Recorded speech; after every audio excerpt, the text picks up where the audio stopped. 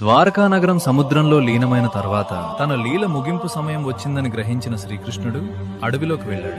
ఒక చెట్టు మీద కూర్చుని తన ప్రాణప్రియమైన వేణువును ఊదుతూ ఈ సృష్టికి చివరి సంగీతాన్ని అందిస్తున్నాడు. ఆ సమయంలో దూరం నుంచి ఒక బాణం నేరుగా శ్రీకృష్ణుడి పాదాన్ని తాకుతుంది. అది సాధారణ బాణం కాదు, అది కృష్ణుడి మానవ లీలకు ముగింపు సూచన. కృష్ణుడు శాంతంగా చిరునవ్వు చిందిస్తూ తన దేహాన్ని విడిచిపెడతాడు. పాండవుడు శ్రీకృష్ణుడి అంత్యక్రియలను విధి ప్రకారం పూర్తి చేస్తారు. ఈ అగ్నిలో అన్నీ లీనమైన ఒక్కటి మాత్రం కాలిపోదు, అదే శ్రీకృష్ణుడి గుండె.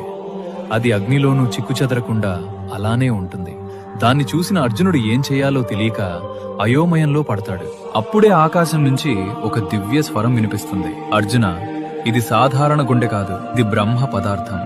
దీనికి ఆరంభం లేదు, దీన్ని సముద్రంలో వదిలే. అర్జునుడు ఆ మాట ప్రకారం కృష్ణుడు గుండెను సముద్రంలో వదులుతాడు. సముద్ర అలలతో పాటు ఆ గుండె ప్రయాణిస్తుంది. నీలి వెలుగుతో దగదగా మెరుస్తూ ఒక చెక్క మొక్కకు అంటుకుంటుంది. కాలక్రమంలో అదే చెక్కతో పూరీలో జగన్నాథుడు వెలుస్తాడు. ఈ రోజు కూడా కొనసాగే పూరీలో ప్రతి 12 సంవత్సరాలకు ఒకసారి జగన్నాథుడు విగ్రహాలను మారుస్తారు. ఆ గుండెను ఒక విగ్రహం నుంచి మరో విగ్రహంలోకి మార్చుతారు. శ్రీకృష్ణుడు శరీరాన్ని మాత్రమే విడిచాడు, కానీ భక్తుల హృదయాల్లో ఇప్పటి